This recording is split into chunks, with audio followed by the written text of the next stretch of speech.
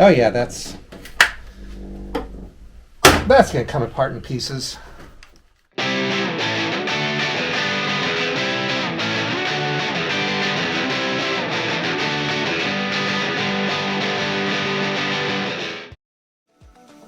I just spent the morning digging out from 13 inches of snow, and it's really cold in the garage, so I'm not inclined to go back out to do a nice little intro, so I'll do it from the den instead.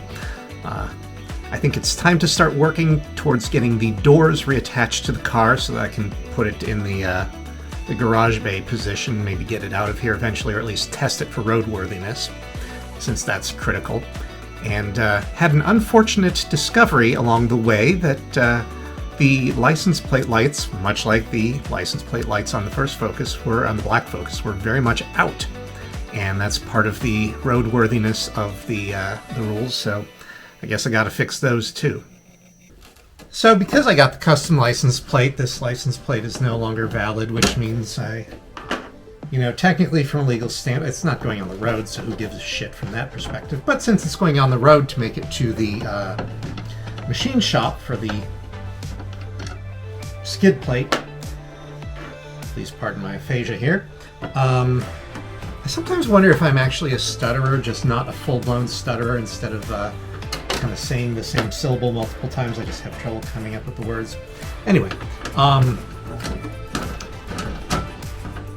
just, as an incidental fuck you to everything else going on with this project, I happened to check the license plate lights before I came back here to swap this out, and guess what? These are broken too.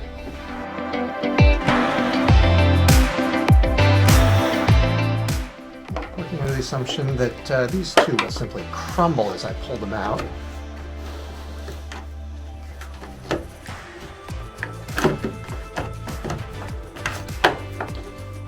It's slightly better shape, I suppose. Didn't break into 17 pieces.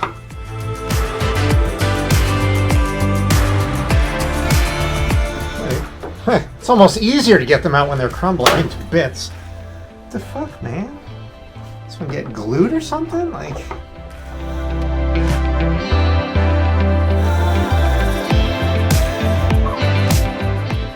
There we go.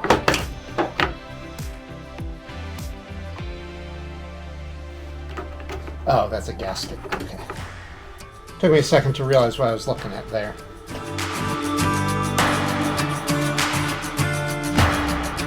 And I actually have to make good contact there, Jason.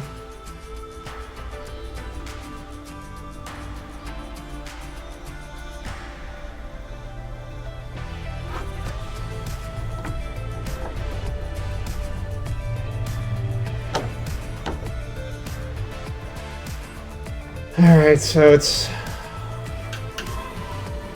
not as simple as the last one. Alright, allegedly, pin 5 in this connector, which is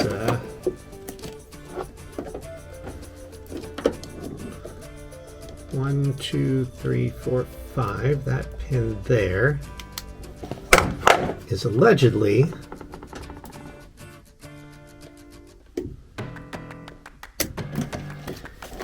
Alright, so I'm not getting voltage back there. Is it something stupid like a fuse? Alright, well, there was a fuse in there. And it did not appear to be blown. Oh. Well, I'm not getting 12 volts there. That's interesting. Well, okay, I'm not getting 12 volts in other random places either that I... Do I really not understand how this works? I guess what I need to do is stick this grounded to something else. Well, what's something that I know is working? Maybe these are just not big enough to really get in there and I need something more.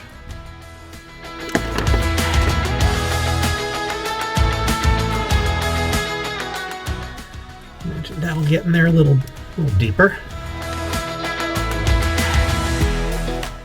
Maybe I'll grab one that's actually stripped on both ends. What do you think?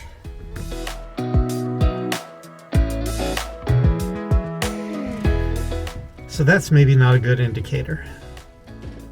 Well, after considerable taking apart of the car, I traced the problem back to the fact that the switch that turns lights on, apparently if you just turn the parking lights on or the headlights on, even though the switch is the same switch, it runs down a completely different wire, and the wiring diagram list for the particular connector that I cut off, with all of the headlights, parking lights, tail lights, those sorts of things, that particular connector was not fully labeled. It's just like, you know, this is hot in run. This is hot in start.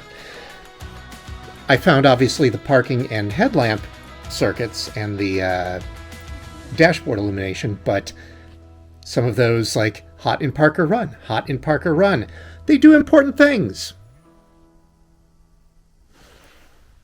Like the license plate lights. Well, that was a very mildly frustrating detour. I did go down to the parts car and grab the LED license plate lamps, so that now I will hopefully never have to do that again.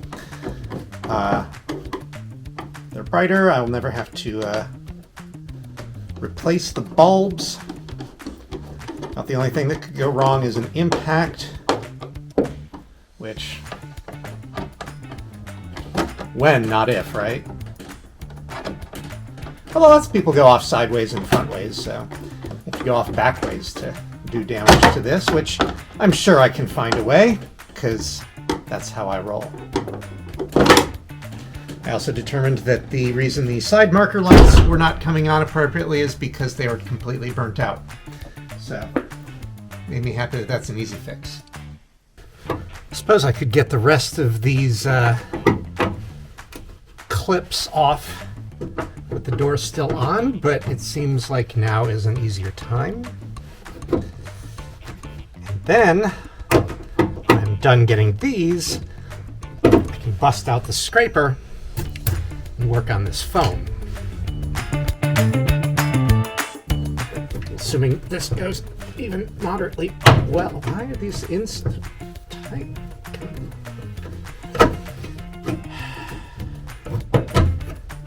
These are one of those things I just want to stay in.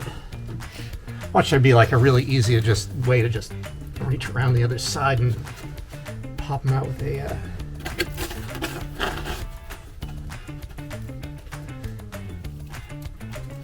set of pliers. I appear to be bending the door skin before these are coming out. And they're not particularly shaped in such a way that would make me think that you just reach in there and squeeze them with the... Oh, there's a little pin in the... Oh! There's a little pin in the middle. Did I spend time figuring out how to get the pins out last time? Maybe. Maybe that would help. Let me think on this. Alright, so I hunted around the shop a bit until I found this nail that I'd already beaten into a blunt object.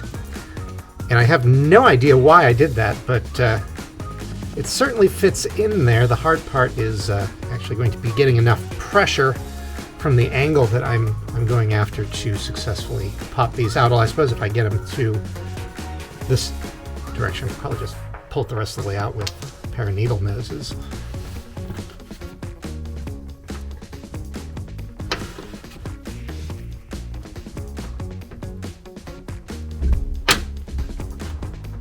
Or did I cut these last time? Did I cut these last time?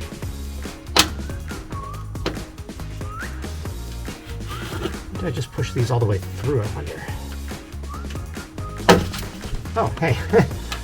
Maybe that's how I did it. Pushed them all the way through, because that seems a crap ton easier, because now these will just come right out. Yeah, okay, so that's how I did that last time. I should have gone to the video instead of having to reinvent the wheel. Oh, don't fall.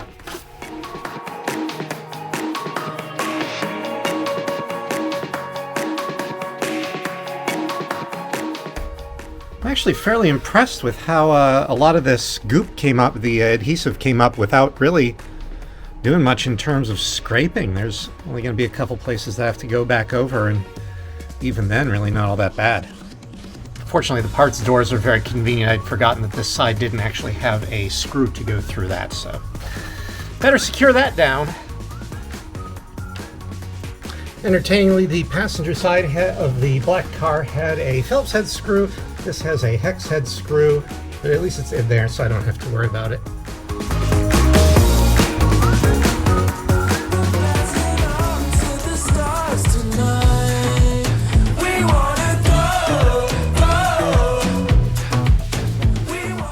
Well, the doors are ready to put back in. At some point I need to figure out a door card for them, just to kind of protect myself from the rough edges there, something a little softer than the metal. Maybe even try out the engine, see if it runs, and make sure that it's ready to drive, because there's a few things to do to it, and I would love to have it painted, but that's kind of secondary compared to running and actually having all the required equipment and gear and whatnot, so we'll see how that goes. In the meantime, if you have been, thanks for watching.